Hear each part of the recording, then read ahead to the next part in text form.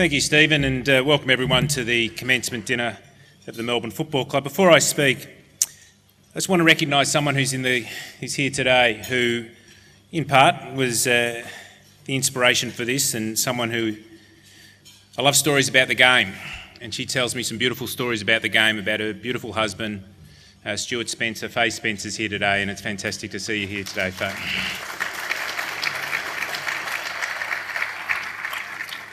Faye and Stuart came into my office a couple of years ago and Stuart brought his blazer in with him. We put it back on him, put the tie back on.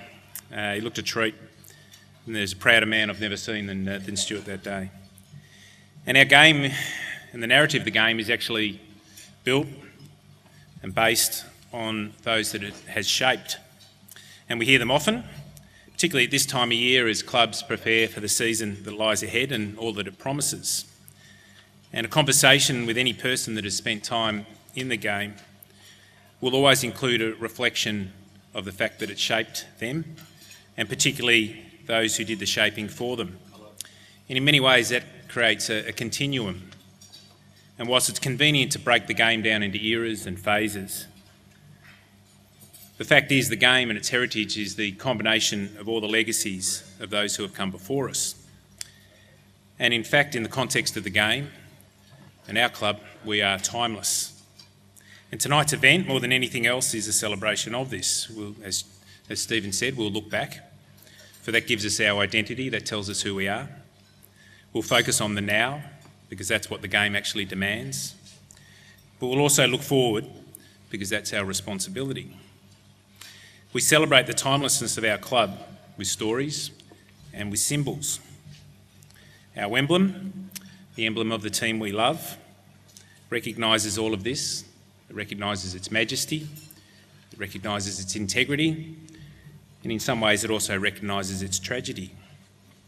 And tonight we reintroduce a symbol almost as old as our club, and at least as old as our song, the Grand Old Flag, that was penned 100 years ago, and it is the humble blazer. And it will be presented to the current players who have made the list, and it will be presented to every Melbourne player from this point onwards who makes the list.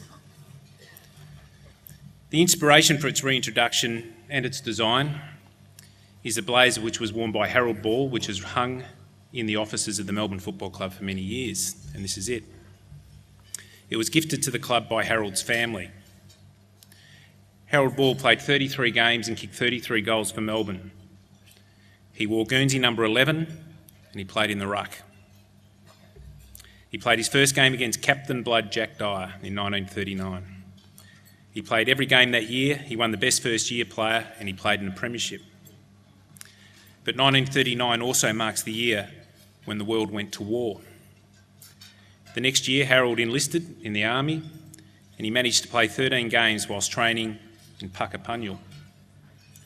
He was best on ground in the 1940 preliminary final, when injuries to his teammates meant that he had to play at full back. And in torrential rain, he took 15 marks and the Demons won against the Bombers by 5 points in a game they weren't favoured. The next week he was in the best players when the Checker Hughes coached Demons unexpectedly beat Richmond to win the 1940 premiership, and it was his last game. He joined the army because he wanted to be an ambulance driver, not a soldier. He was influenced by a fellow named Lieutenant Colonel Jack Jones, who was also the club's medical officer at that time.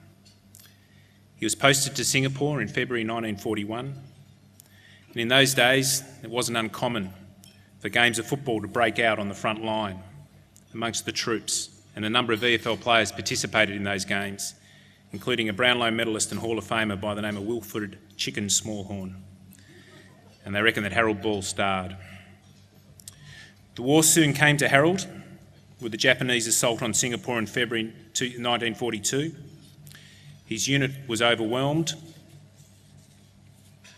and when evacuating the wounded to a dressing station which was known as Hill 80. The ambulance, driven by Harold Ball with a large Red Cross markings clear, was captured. He and 3 other non-combatants, all wearing the Red Cross armbands, were captured. tortured and executed. His body wasn't discovered for some time and identified only by the identification tags. Harold Ball was 21 years old. He was one of 4 members of the 1940 Premiership team who lost their lives in war. Keith Bluey Truscott, Sid Anderson and Ron Barassi Sr. The man who shaped his team and his players, Checker Hughes, would soon mourn the loss of his young players. It was Checker's initiative to name our Best and Fairest awards in their honour. And to this day, our best first year player is called the Harold Ball Memorial Trophy, the award that he won less than 3 years before he passed away. And this is his blazer. So tonight we restore a tradition. It's a navy, slightly less severe than black, blood red trim, and the emblem proudly on the pocket.